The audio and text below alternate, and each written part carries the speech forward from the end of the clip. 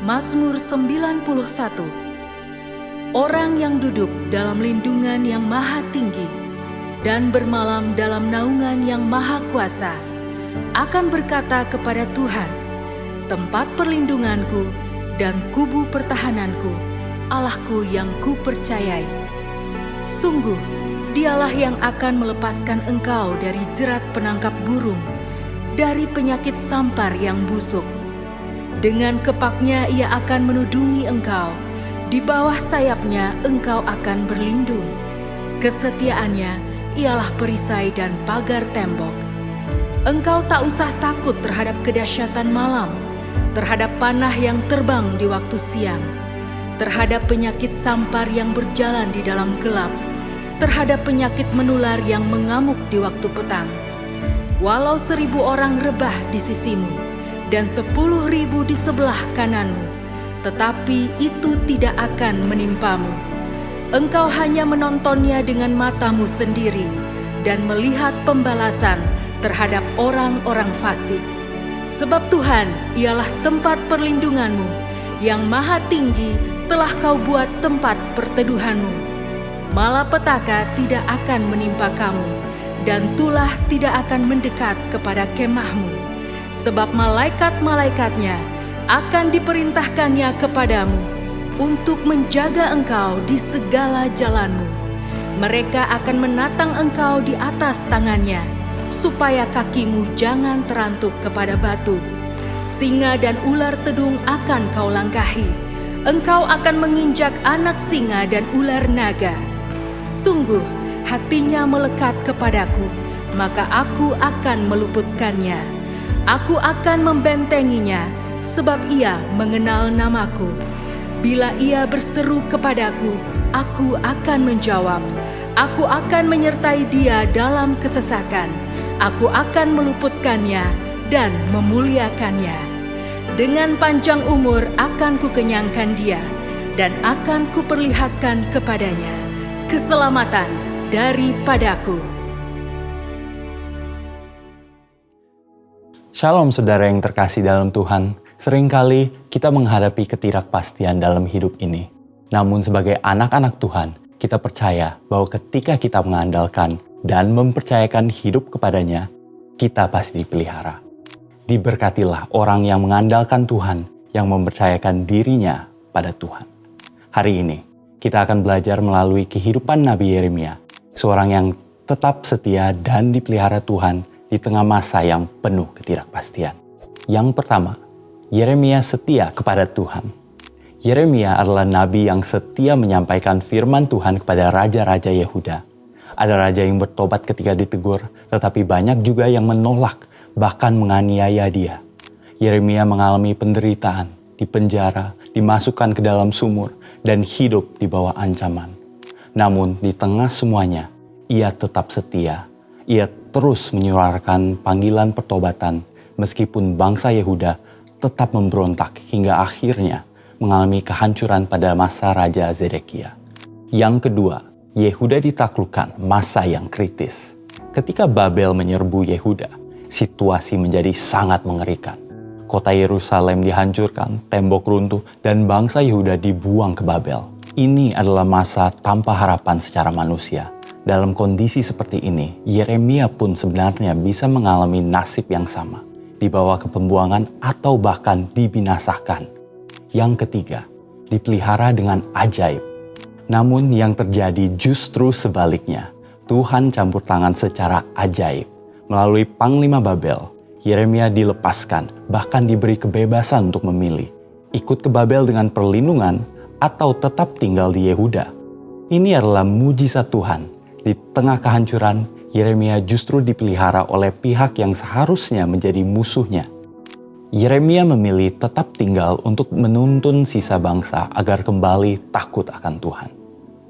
Yang keempat, masa depan, masa yang tidak pasti. Seperti Yeremia, kita juga hidup dalam masa depan yang tidak pasti. Hari-hari ke depan belum pernah kita jalani. Banyak orang membuat rencana, tetapi tidak ada yang benar-benar tahu apa yang akan terjadi. Ketidakpastian seringkali menimbulkan kekhawatiran. Yang kelima, pemeliharaan Tuhan. Namun firman Tuhan mengingatkan kita bahwa hidup kita ada dalam tangannya. Seperti Yeremia dipelihara, kita pun akan dipelihara. Ketika kita mengandalkan Tuhan, hati kita akan lebih peka terhadap tuntunan firman-Nya. Berkat Tuhanlah yang menjadikan kaya, jeripaya tidak akan menambahinya. Artinya, hidup yang diberkati bukan sekedar hasil usaha, tetapi berasal dari perkenanan Tuhan. Tokoh-tokoh seperti Abraham, Ishak, Yusuf, dan Yeremia adalah contoh nyata. Mereka hidup mengandalkan Tuhan dan Tuhan memelihara mereka bahkan di masa sulit. Tuhan senantiasa mengetahui setiap langkah kehidupan kita. Tidak ada satupun yang luput dari perhatian Tuhan, termasuk ketika kita salah mengambil keputusan. Firman-Nya menyatakan bahwa Tuhan tetap memelihara hidup kita dalam setiap situasi hingga rencananya yang besar terjadi. Yang diperlukan adalah hati yang terus tertuju kepada Tuhan dan yang mau dituntun oleh firman dan Roh Kudus.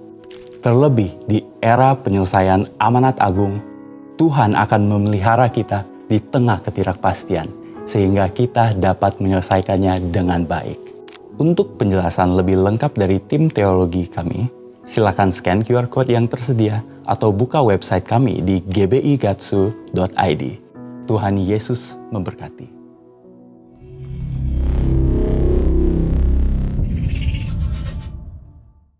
Puji nama Tuhan, shalom saudara dikasih Tuhan, shalom.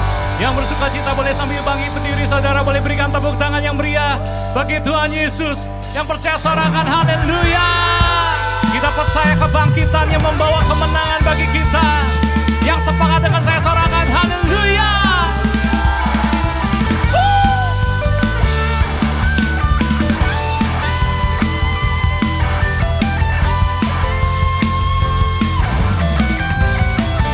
Sama-sama berseru bagi Tuhan. Allah bangkit bersoraklah. Hey, Allah bangkit bernyanyilah. Musuh dikalahkan, umatnya dibebaskan. Allah dahsyat di tempat kudusnya. Lebih lagi katakan saudara, gerakkanlah kekuatan-Mu ya Allah, tunjukkanlah kuasa-Mu ya Tuhan, serahkanlah musuh-Mu, selamatkanlah umat-Mu. Allah dahsyat di tempat kudus. Sama-sama katakan, Allah bersorak, hey, Allah bangkit bernyanyilah. Musuh dikalahkan, umatnya dibebaskan. Allah dahsyat di tempat kudusnya. Serukan haleluya. Gerakkanlah kekuatan-Mu, mari tunjukkan.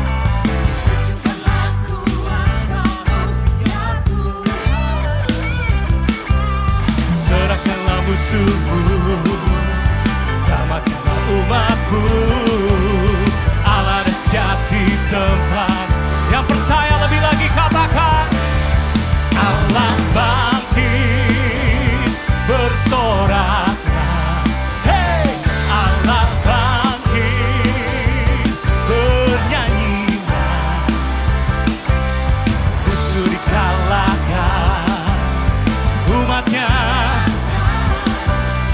Allah dahsyat di tempat. Allah bangkit bersorak. Hey, Allah bangkit.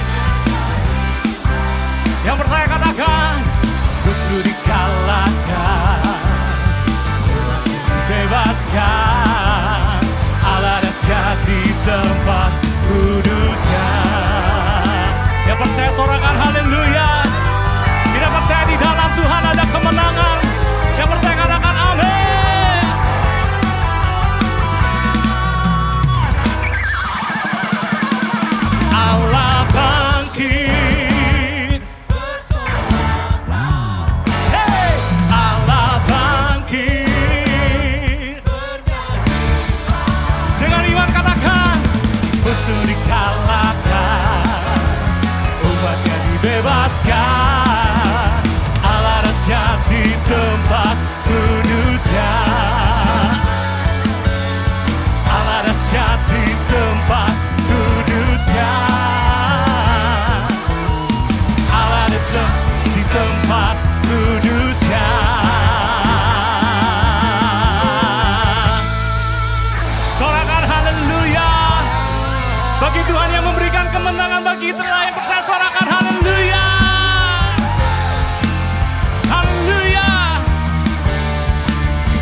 Terima kemenangan daripada Tuhan.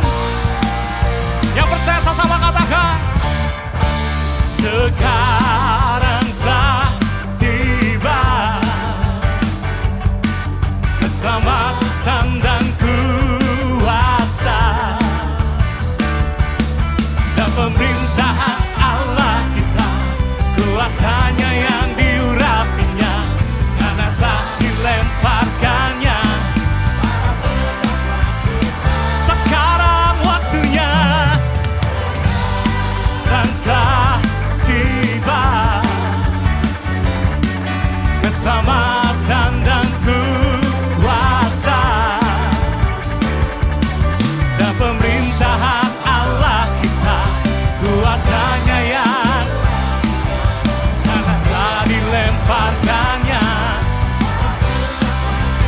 Mari umat pemenang sama-sama katakan, oleh anak domba, oleh kesaksian kita, iblis dikalahkan kuasanya, oleh darah anak domba. Lebih lagi katakan, sekarang telah tiba keselamatan dan dan pemerintahan Allah kita, kuasanya yang diurapinya para pendakwa kita, oleh darah anak, oleh kesaksian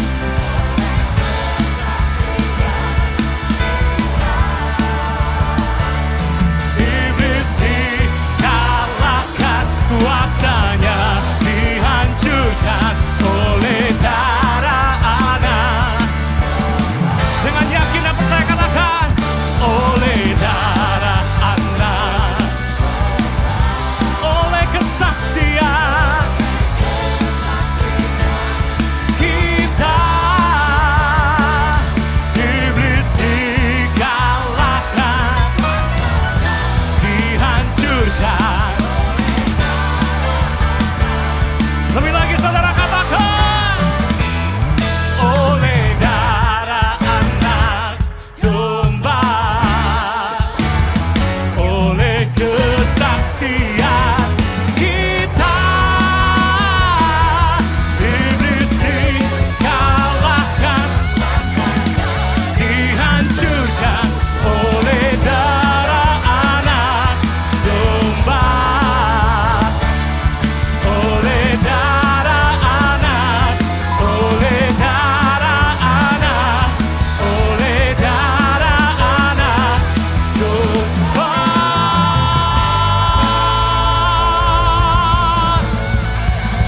Sorak-sorai bagi Tuhan yang telah menang, mengalahkan maut.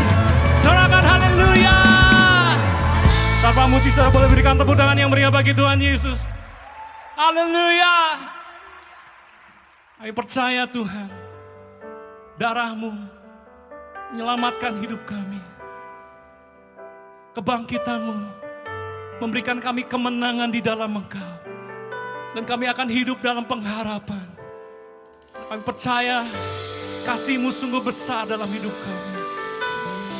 Makasih Tuhan, kami datang menyembah-Mu.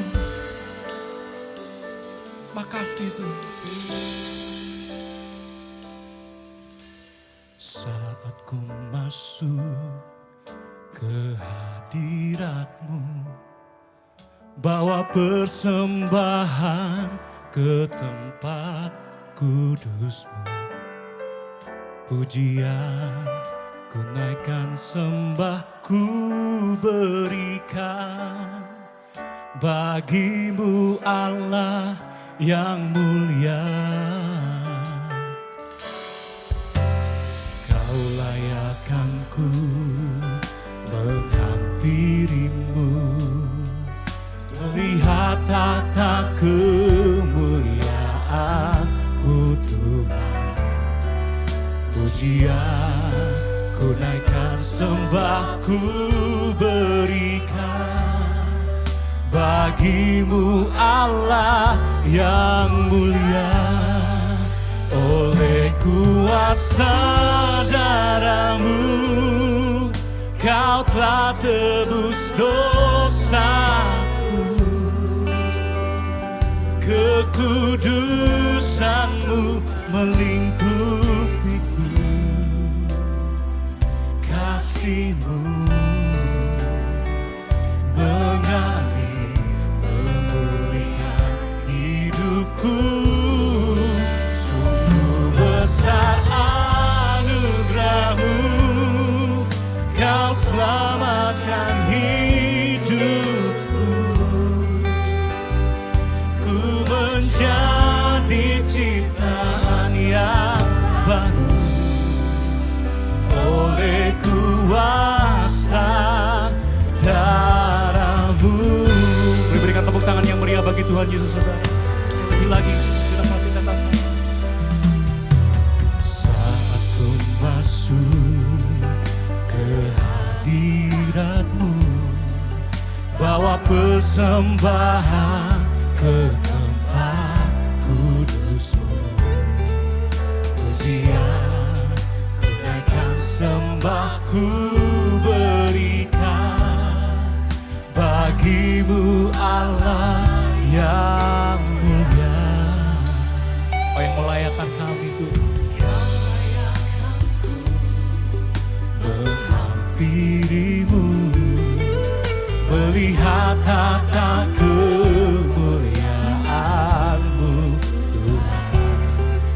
Pujian ku naikkan, sembah ku berikan bagimu Allah yang mulia.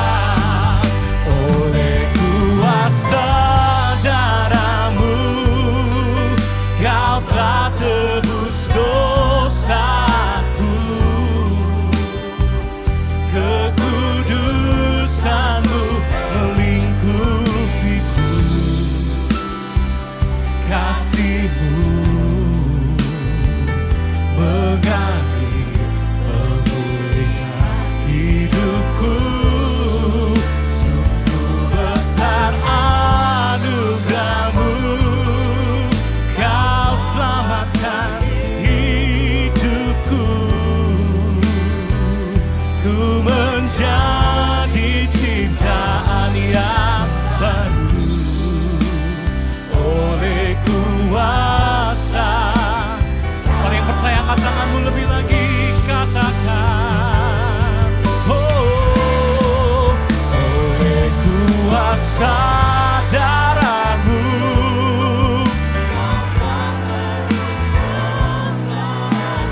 biar kekudusan-Mu Tuhan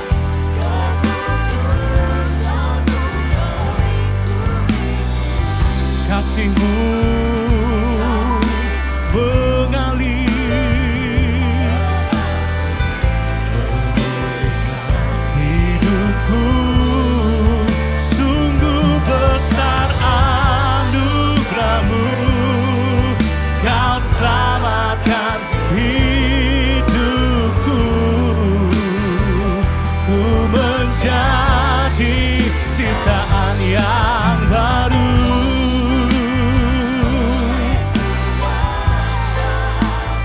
Biar musik terus menyembah Tuhan, mari sembah Dia. Sungguh besar kasih-Mu Tuhan. Syaralabaralabar. Oh, terima kasih Tuhan. Kasih-Mu berlimpah bagi kami. Kasih-Mu memulihkan setiap kami Tuhan.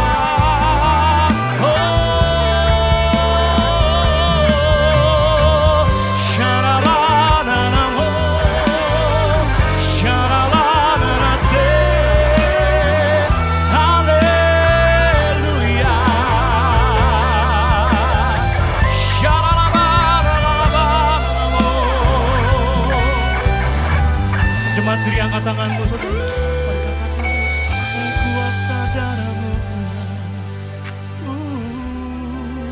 oleh kuasa kau telah tebus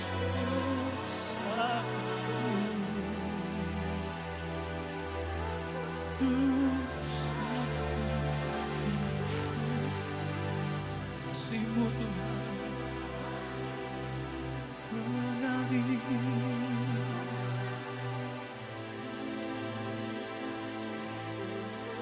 Kau besar Tuhan, makasih Tuhan.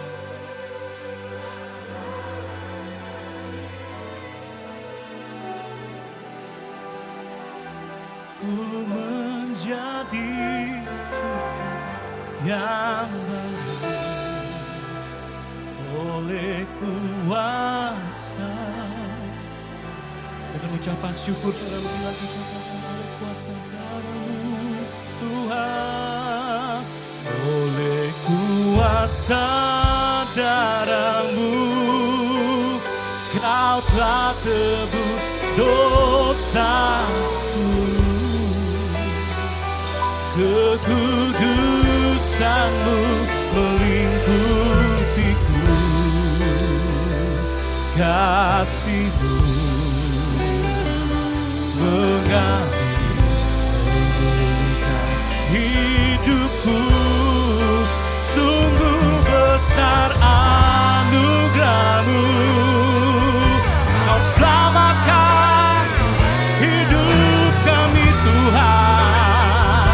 Ku menjadi ciptaan yang baru oleh kuasa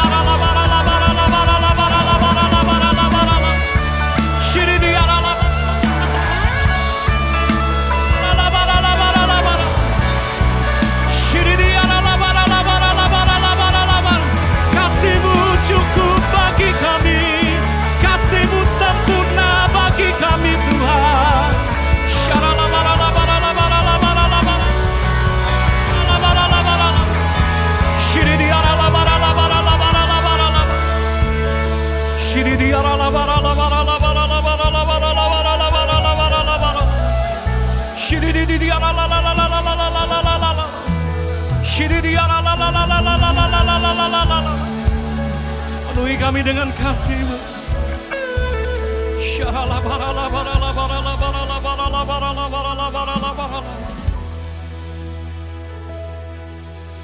Worthy is the Lamb seated on the throne. Your word crown you now with many crowns. You reign victorious.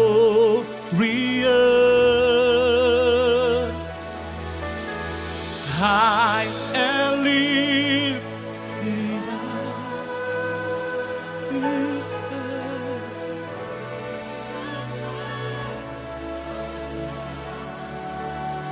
Karena kasih-Mu, darling of heaven, crucified.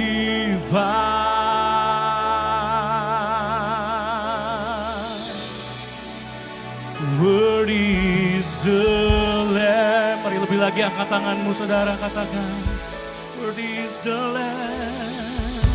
Word is the Lamb seated on the throne. Crown you now with the crown.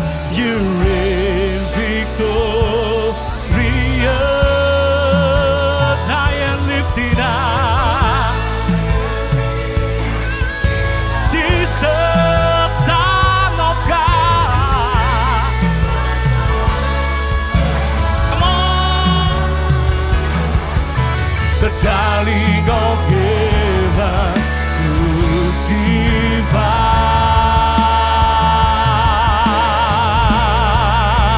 What is the Lamb?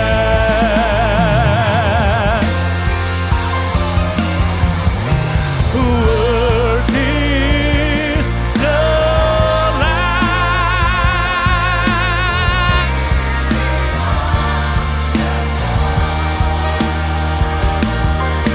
Crown you now with many crown. You reign victorious.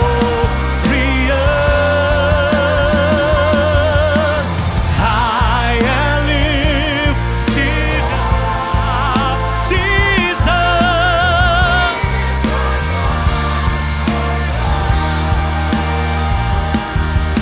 The darling of heaven, crucified.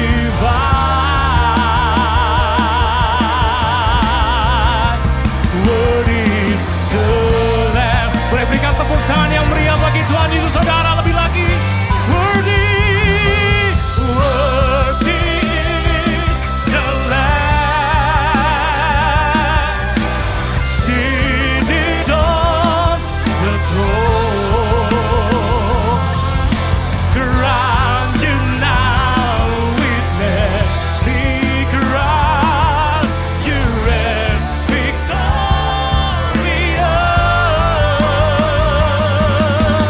High and lifted up, Jesus, Jesus, Jesus. The darling of heaven, crucified.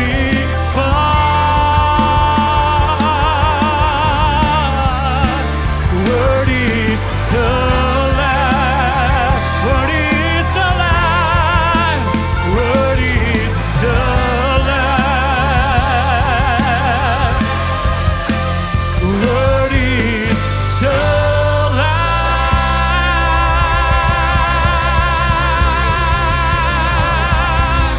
Sorak-sorai bagi Tuhan Yesus yang layak disembah. Haleluya.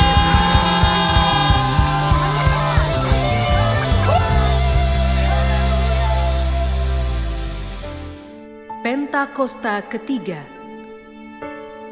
Pentakosta ketiga adalah pencurahan Roh Kudus yang dahsyat di zaman ini, melebihi yang terjadi di Azusa Street. Pentakosta ketiga akan mengakibatkan penuaian jiwa yang terbesar dan yang terakhir sebelum Tuhan Yesus datang kembali.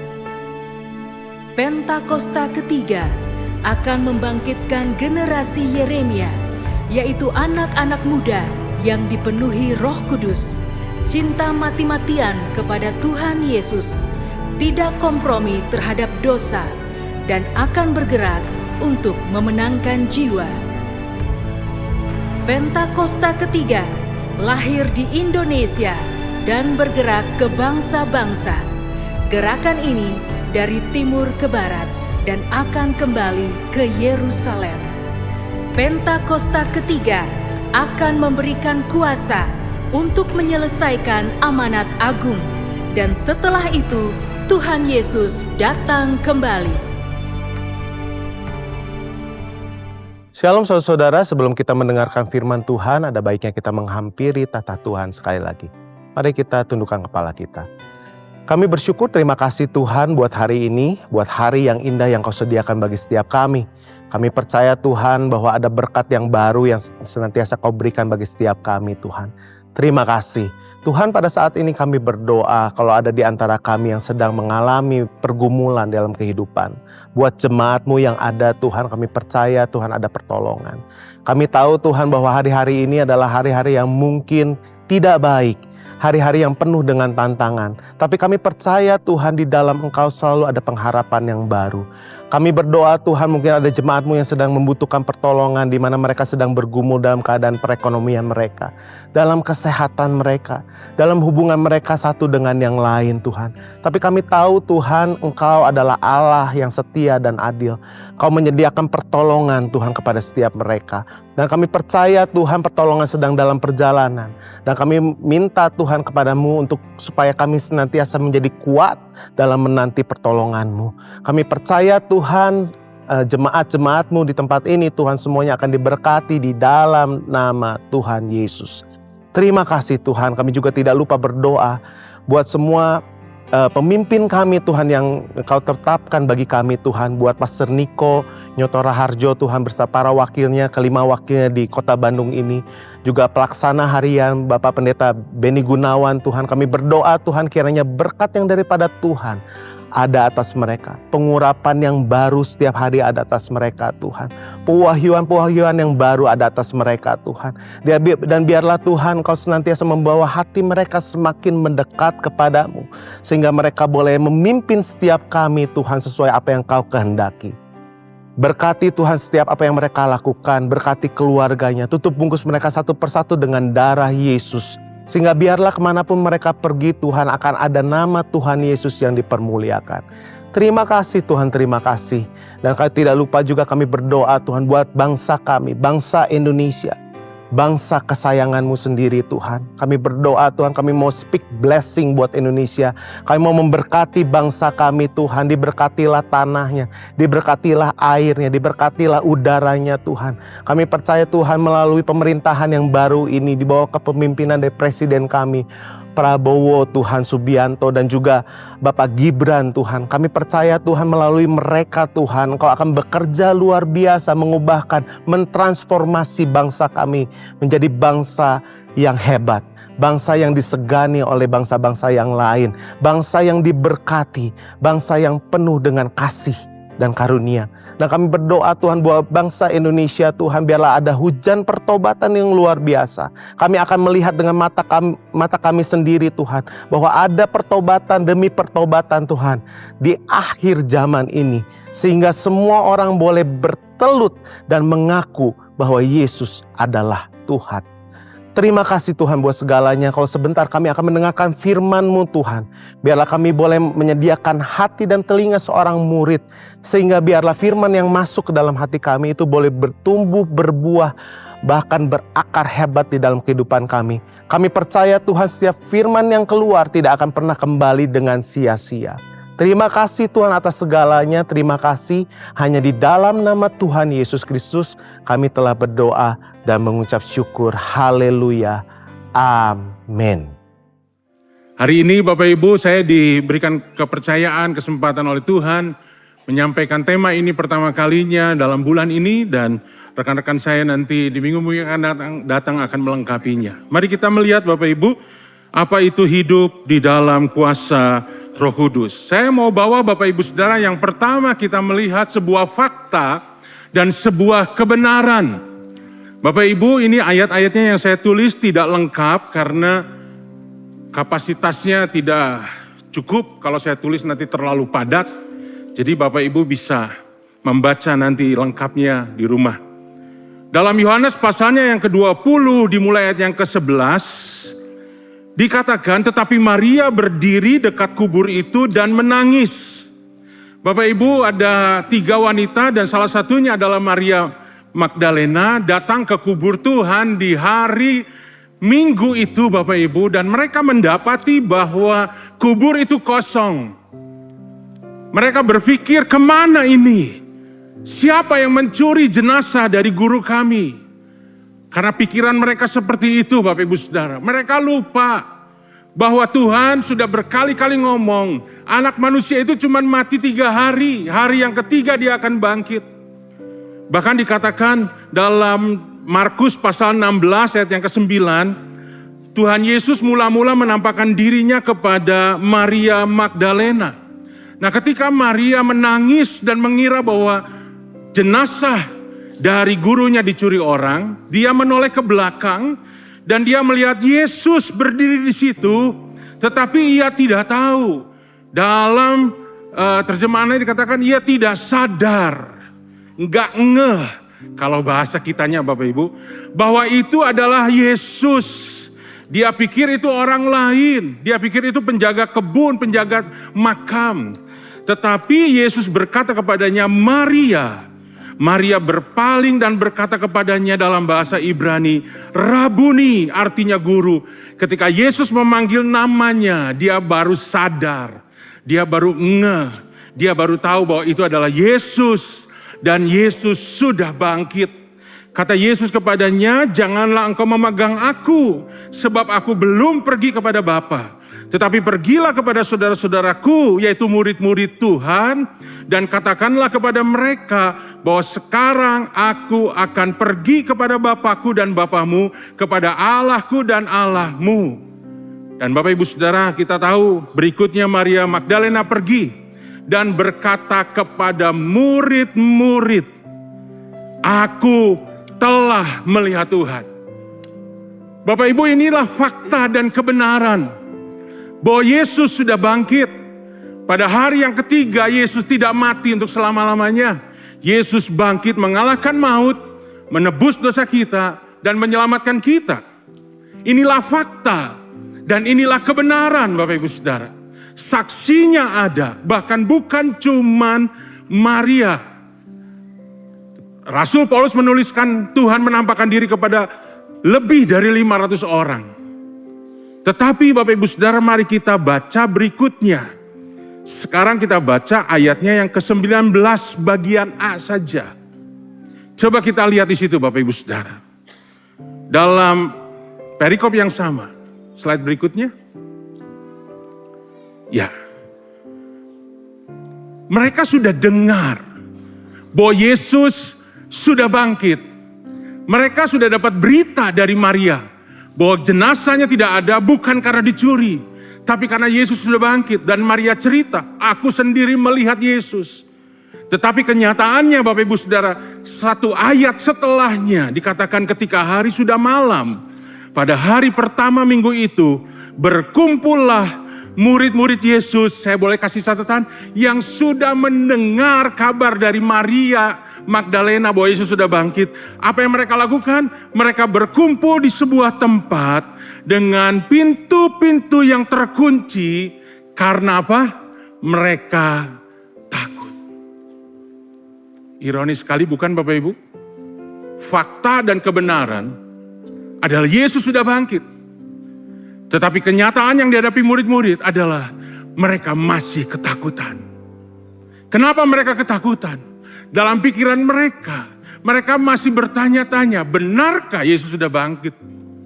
Benarkah pesan dari Maria Magdalena itu bahwa dia sudah melihat Yesus? Karena mereka melihat Bapak Ibu Saudara bahwa Yesus seolah-olah tidak punya daya apa-apa ketika ditangkap oleh orang-orang Romawi. Ketika disiksa dengan habis, ketika disalibkan.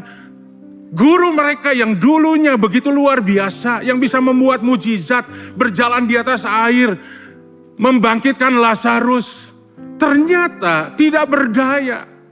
Sementara waktu Yesus hidup, Yesus seringkali bertentangan dengan imam-imam kepala, dengan orang-orang Yahudi. Bahkan Tuhan berkata dengan kasar, sarkasme istilahnya Bapak Ibu. Kamu ini seperti kuburan yang dilabur putih, dalamnya penuh dengan tulang belulang. Kamu ini seperti cawan yang kamu elap, yang bersihkan di luarnya. Padahal lalat, bahkan ada unta di dalam. Kamu tidak bersihkan. Dan orang Yahudi begitu marah, apalagi waktu Tuhan membongkar habis penghasilan mereka di rumah Tuhan, Bapak Ibu Saudara. Orang Yahudi begitu marah, tapi dulu gak apa-apa, murid-murid gak takut. Kenapa? Ada Yesus punya kuasa. Dan orang-orang Yahudi sungkan, takut. Sekarang Yesusnya mati. Dan mereka berpikir Yesus masih mati, Bapak Ibu Saudara. Dan mereka takut. Kata takut ini Bapak Ibu Saudara berasal dari kata phobos, yang artinya sebuah ketakutan dan rasa ngeri akibat sebuah teror.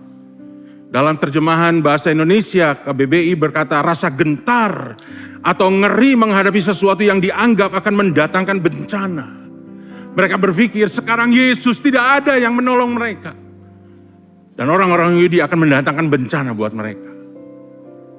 Bapak Ibu, mungkin kita berkata, aduh murid-murid kok kayak begini ya. Tapi bukankah ini juga gambaran kita Bapak Ibu Saudara? Berapa banyak Bapak Ibu Saudara sudah dengar khotbah, mungkin puluhan bahkan ratusan kali. Dan kita mendengar Yesus bangkit, dalam Yesus ada kuasa. Tapi bukankah kita seringkali juga mengalami ketakutan? Kita mengalami kekhawatiran, kita mengalami kegentaran. Gimana masa depan saya? Gimana masa depan usaha saya? Gimana masa depan kesehatan saya? Kita juga seringkali mengalami kegentaran. Padahal kita sudah sering kali dengar bahwa Yesus penuh dengan kuasa. Kita punya gembala yang agung, kita punya Tuhan yang penuh dengan kuasa. Dan kita berkata dulu, sekarang sampai selama-lamanya Tuhan itu sama, sanggup membuat mujizat. Kita bisa berkata seperti itu, tapi di sisi lain kita juga masih ketakutan. Bapak Ibu, kita tidak lebih baik daripada murid-murid Yesus, termasuk saya juga Bapak Ibu Saudara. Kita masih manusia biasa. Yesus mati dalam pikiran mereka, dan sekarang mereka Bapak Ibu Saudara mengalami ketakutan yang luar biasa. Mari kita lanjutkan kisah ini, ayat 19 bagian B-nya Bapak Ibu Saudara. Ketika mereka berkumpul di situ dalam ketakutan, pada waktu itu datanglah Yesus. Bayangkan Bapak Ibu Saudara, Yesus datang di tengah-tengah mereka dan berdiri di tengah-tengah mereka dan berkata, damai sejahtera bagi kamu. Bapak Ibu Saudara, coba kita imajinasi sedikit, dia lagi takut. Lagi ketakutan, tiba-tiba ada satu sosok. Ya, gambarannya seperti itu Bapak Ibu Saudara. Yesus datang dengan tubuh kemuliaan. Dan dia berkata, damai sejahtera bagi kamu. Saya percaya itu semua murid loncat semua, kaget semua Bapak Ibu Saudara. Tapi kaget yang menyenangkan. Kenapa? Karena ketika Yesus datang, dia menunjukkan tangannya. Dan dia menunjukkan lambungnya kepada mereka. Dan murid-murid itu, apa katakan Bapak Ibu Saudara? Bersuka cita ketika mereka melihat Tuhan. Tapi coba Bapak Ibu Saudara kita bayangkan, kenapa mereka bersuka cita? Karena sekarang mereka melihat, bukan lagi kata Maria, bukan lagi kata orang. Sekarang mereka melihat Yesus sendiri hadir di tengah mereka. Dan Yesus datang dengan tubuh kemuliaan. Mereka membayangkan dulu saja, waktu Yesus hidup sebagai manusia, Tuhan sudah punya kuasa yang luar biasa. Sekarang dalam tubuh kemuliaan, pasti kuasanya jauh lebih luar biasa lagi. Dan mereka bersuka cita. Kalau saya Bapak Ibu Saudara jadi salah satu dari murid itu, saya akan berkata, Tuhan, mari sekarang kita keluar. Jangan lagi ada di tempat yang terkunci seperti ini. Mari kita keluar dan Tuhan habiskan semua orang-orang Yahudi itu. Kan Tuhan punya kuasa. Tuhan punya power yang luar biasa. Habiskan. Dan mereka berpikir masalah kita selesai. Kita bisa hidup nyaman, kita bisa hidup tenang. Karena tidak ada lagi yang membenci kita. Semua yang membenci kita orang-orang Yahudi itu sudah dikalahkan, bahkan dibunuh oleh Yesus yang penuh dengan kuasa itu. Makanya mereka bersuka cita, Bapak Ibu Saudara. Tetapi kenyataannya Bapak Ibu Saudara, ternyata Tuhan tidak melakukan seperti yang mereka pikirkan. Tuhan tidak keluar dan kemudian dia menantang orang-orang Yahudi, orang-orang Romawi dan mengalahkan mereka dan membunuh mereka. Tidak, Bapak Ibu Saudara. Ternyata Tuhan cuma berkata seperti ini, damai sejahtera bagi kamu sama seperti Bapa mengutus aku, kata Tuhan. Demikian juga sekarang aku mengutus kamu. Saya bayangkan Bapak Ibu Saudara, murid-murid Tuhan seperti mendengar halilintar di tengah siang bolong. Hah? Bukan Tuhan yang akan menghadapi orang Yahudi? Kalau saya sedikit panjangin Bapak Ibu Saudara, mungkin Tuhan akan berkata, bukan. Kamu yang harus menghadapi. Tugasku sudah selesai. Aku akan kembali kepada Bapa. Dan sekarang aku mengutus kamu. Kaget gak Bapak Ibu Saudara? Mereka lagi ketakutan. Senangnya cuma beberapa detik. Dan mereka sekarang punya tugas baru. Mereka yang harus menghadapi orang Yahudi itu. Dan sesudah berkata demikian, ia menghembusi mereka dan berkata, terimalah Roh Kudus. Tuhan cuma ngomong begitu Bapak Ibu Saudara. Tidak seperti yang diharapkan. Bukankah ini juga gambaran bagi kita murid-murid Tuhan hari-hari ini? Bapak Ibu Saudara, kita seringkali berdoa dan kita membayangkan Tuhan akan menjawab doa kita dengan A, B, C, D. Tuhan, saya lagi kekurangan uang dan kita berdoa dan kita berharap tiba-tiba ada berkat yang turun. Kita sakit dan kita berharap kita disembuhkan. Kita mengalami segala sesuatu yang tekanan yang berat dan kita berharap Tuhan tiba-tiba datang dan mengangkat beban itu, menyelesaikan masalah kita dan kita bisa hidup dengan tenang dan damai. Bapak Ibu Saudara, kekristenan hari ini kalau saya boleh katakan seperti Kristen glamping. Bapak Ibu Saudara tahu glamping? Kalau dulu waktu saya masih muda, saya pernah muda Bapak Ibu Saudara. Saya tidak lahir langsung jadi seperti ini. Saya pernah remaja, kita sering kali camping. Camping ke hutan. Gali tanah buat keperluan ini dan itu. Mandinya di sungai yang tidak terlalu bersih, mungkin ada binatang di situ dan seterusnya. Malam-malam kedinginan, harus bikin api unggun supaya agak hangat. Sekarang glamping Bapak Ibu Saudara. Tendanya sudah disiapkan. Di dalamnya bukan lagi cuma sekedar tikar seperti kita dulu. Di dalamnya ada kasur yang cukup tebal. Lalu kemudian untuk mandi sudah ada tersedia toilet yang ada pemanasnya lagi Bapak Ibu Saudara. Api unggun sudah disediakan oleh orang-orang di situ dan kita tinggal duduk di situ dan mereka akan menyalakan. Semua makanan sudah disiapkan. Ini namanya glamping Bapak Ibu Saudara. Nah, banyak orang Kristen berpikir hidupnya ingin seperti glamping ini. Semua tersedia. Semua hidupnya nyaman. Dan Tuhan adalah yang menyediakan semuanya itu. Tanpa sadar Bapak Ibu Saudara, kita seringkali menjadikan Tuhan hanya sebagai pembantu untuk menyediakan semuanya. Tapi hari ini kita belajar bahwa sebagai murid Tuhan, kehidupan iman Kristen itu tidak seperti itu Bapak Ibu Saudara. Tuhan tidak keluar dan menyelesaikan masalah, tapi Tuhan hanya berkata, terimalah Roh Kudus dan damai sejahtera bagi kamu. Jadi kalau saya boleh kasih kesimpulan, Bapak Ibu Saudara bisa lihat slide berikutnya. Kesimpulan, kita tetap menghadapi masalah Bapak Ibu Saudara. Masalah tetap ada kita hadapi. Tetapi sebagai murid Tuhan kita harus mengerti bahwa ada dua masalah yang sering kali kita alami.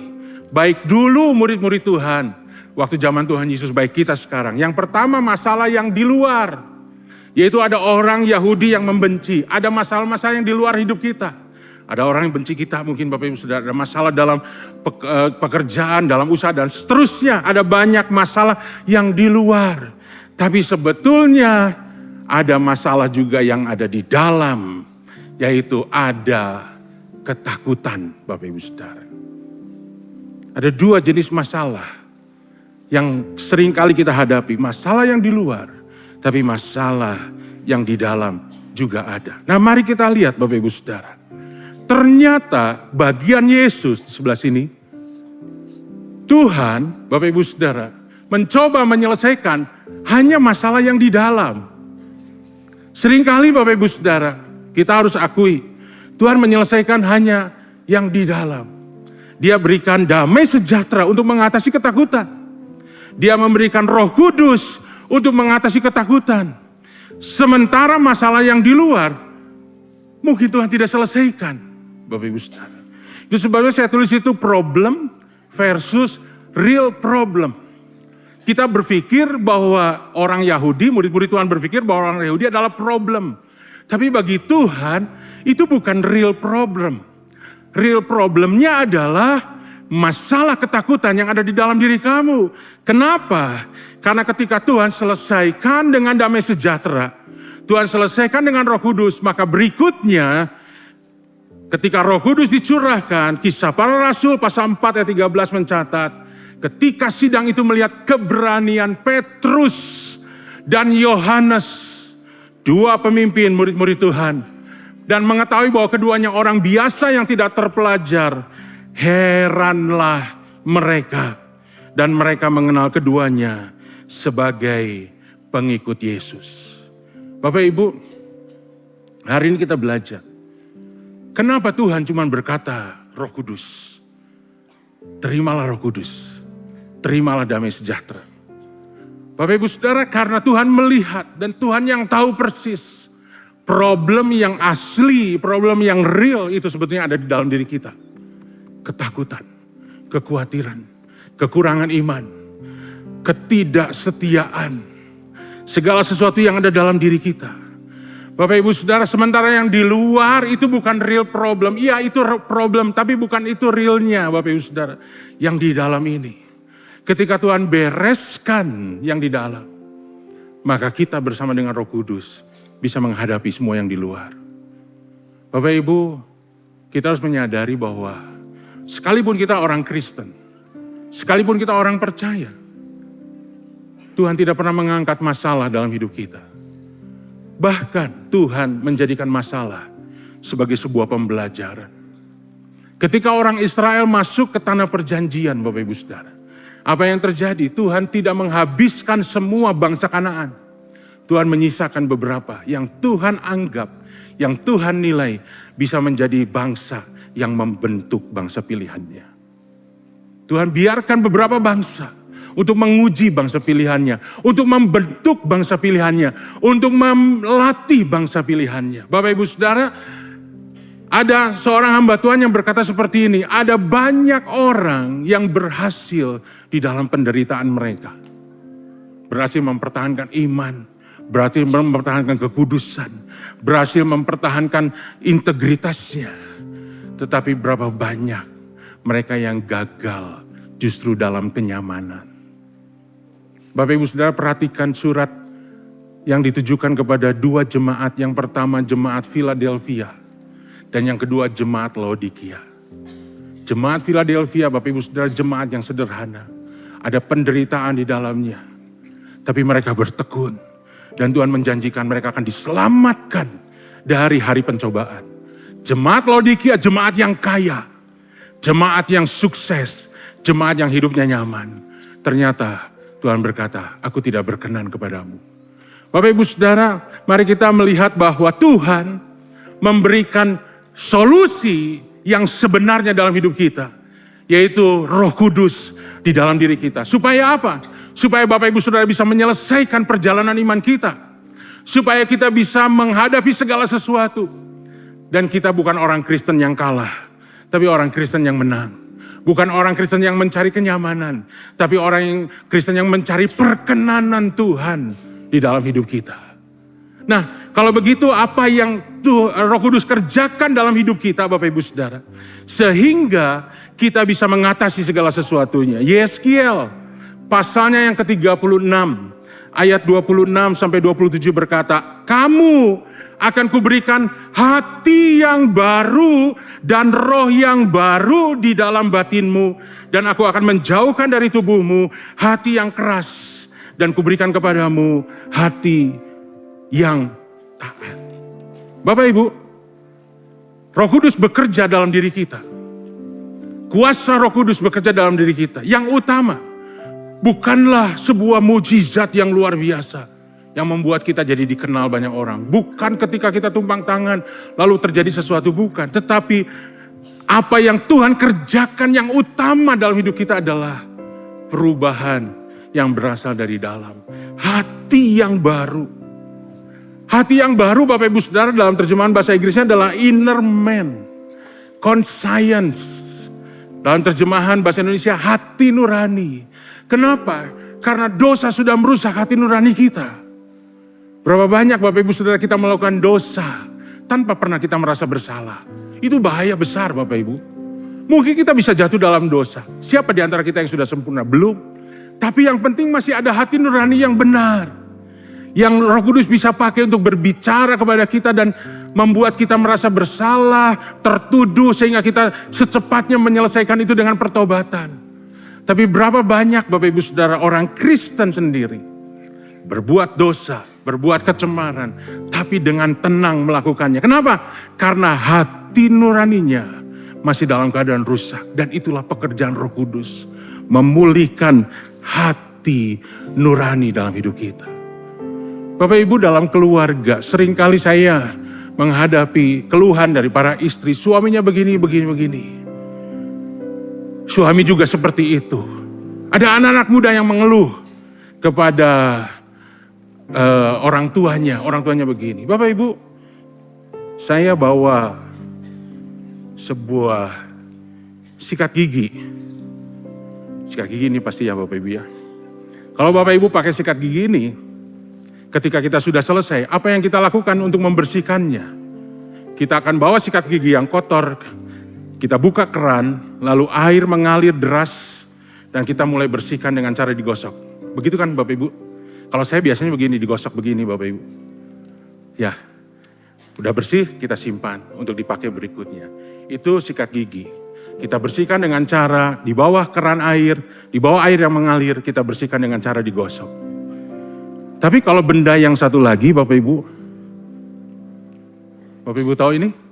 Pisau cukur. Ketika sudah dipakai bapak-bapak, apakah kita berani melakukan cara yang sama membersihkannya? Di bawah keran air kita gosok begitu Bapak Ibu. Saya juga gak berani sekarang. Jangan suruh saya contohin Bapak Ibu Saudara. Kenapa? Tangan kita akan terluka.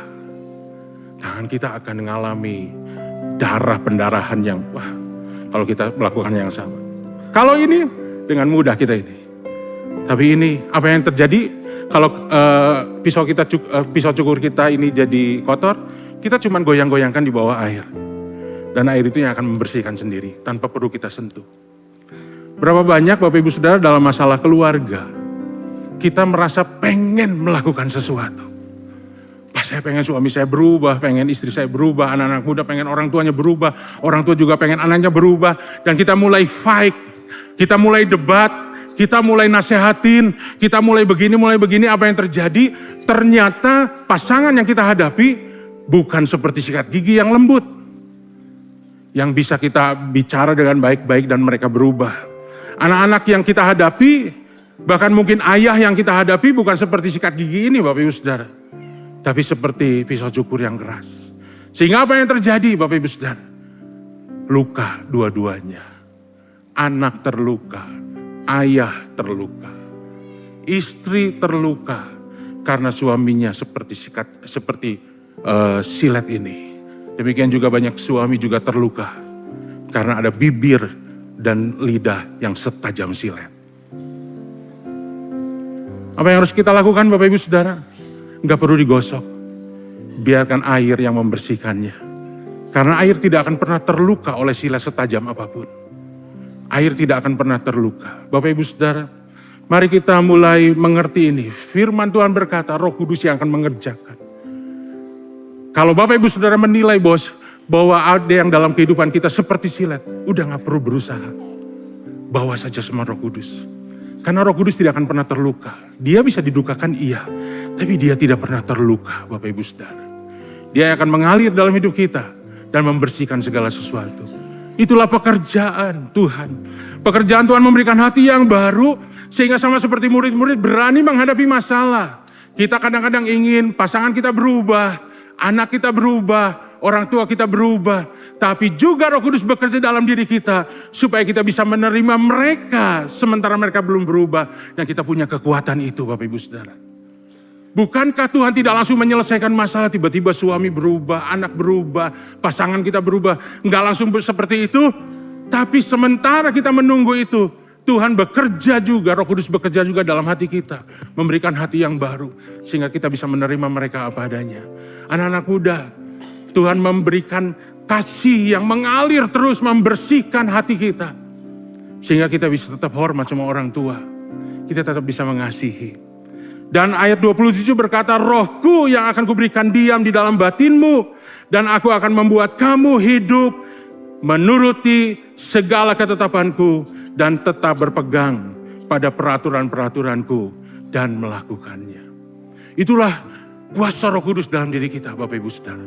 Mengubah apa yang di dalam, bukan yang di luar. Memberikan kekuatan sehingga murid-murid Tuhan berani menghadapi yang dulu mereka takuti. Sehingga kita bisa menghadapi segala sesuatu. Karena apa? Karena pekerjaan Roh Kudus dalam hidup kita. Secara cepat dalam waktu 2 menit. Karena waktunya tinggal 2 menit Bapak Ibu. Bagaimana kita bisa mengalami kuasa Roh Kudus? Ya. Hidup kita yang lama Bapak Ibu Saudara. Seperti sebuah gelas yang kosong. Alkitab berkata, kamu berhubung dengan kehidupan kamu yang dahulu harus menanggalkan manusia yang lama.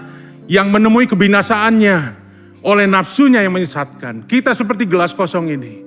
Dan ketika kita terima Yesus dalam hidup kita, Bapak Ibu Saudara, maka Roh Kudus akan mengisi penuh di dalam hidup kita. Dan tugas Roh Kudus di sini membawa pertobatan serta kelahiran baru. Bapak Ibu Saudara sudah mengalami semua ini? Kelahiran baru bukan cuma dibaptis, tapi kelahiran baru. Karena apa? Karena tidak ada seorang pun yang dapat mengaku Yesus adalah Tuhan selain oleh Roh Kudus. Dan ketika kita sudah terima Tuhan, lahir baru, Roh Kudus penuh dalam diri kita. Maka gelas yang sudah penuh terisi air ini dibawa ke dalam air yang begitu banyak. Itu adalah kita yang sudah penuh dengan Roh Kudus. Bapak Ibu Saudara, dibaptis kembali dengan Roh Kudus. Diliputi dengan kuasa Roh Kudus. Diliputi dengan hadirat Roh Kudus dalam diri kita. Sehingga Roh Kudus bukan di dalam kita saja, tapi kita juga ada di dalam Roh Kudus. Sehingga ini tergenapi perkataan Tuhan Yesus berkata, aku di dalam kamu dan kamu ada di dalamku. Waktu kita dibaptis Roh Kudus, kita yang sudah penuh dengan Roh Kudus, dibawa masuk ke dalam hadirat Roh Kudus yang jauh lebih besar. Sehingga Roh Kudus ada dalam diri kita. Dan Roh Kudus juga meliputi kita semua. Dan tugasnya adalah memberikan kuasa untuk menjadi saksi. Memberikan kuasa untuk kita bisa mengalahkan si jahat. Memberikan kuasa untuk kita menjadi saksi. Dan memberikan kuasa juga untuk hidup kita diubahkan. Karena hati yang baru, hati yang taat dalam hidup kita. Yang terakhir Bapak Ibu Saudara, bagaimana kita bisa menerima Roh Kudus? Sederhana saja Bapak Ibu. Dalam Yohanes pasal 7 ayat 37 sampai 39. Tuhan Yesus satu kali berdiri dan berseru, barang siapa haus, baiklah ia datang kepadaku dan minum. Yang dimaksudkannya ialah roh yang akan diterima oleh mereka yang percaya kepadanya. Tuhan Yesus, sang pembaptis dengan roh itu, memberikan cara yang sangat sederhana. Bapak Ibu, untuk menerima Roh Kudus enggak sulit. Tidak perlu ada pendaftaran, tidak perlu ada prosedur apa-apa. Barang siapa haus. Haus artinya punya kerinduan. Saya rindu untuk dipenuhi Roh Kudus. Datang. Datang kepada Tuhan. Karena Tuhan Yesuslah yang membaptis kita dengan Roh Kudus. Dan minum. Sebuah tindakan iman. Kita percaya. Dan ketika kita dipenuhi, Tuhan akan memberikan bahasa-bahasa yang baru. Tuhan akan memberikan karunia-karunia dalam hidup kita. Dan yang lebih jauh lagi, Tuhan akan memberikan buah roh. Untuk kita jadi berkat buat banyak orang. Mari kita tundukkan kepala kita. Mari angkat tangan kita semua. Terimalah berkat Tuhan. Kasih karunia yang berlimpah-limpah dari Allah Bapa dalam anak yang tunggal Yesus Kristus. Persekutuan yang manis dengan Roh Kudus menyertai kita semua mulai hari ini. sampai Tuhan Yesus datang menjemput kita di awan-awan dan bahkan sampai selama-lamanya. Yang percaya bersama-sama katakan amin.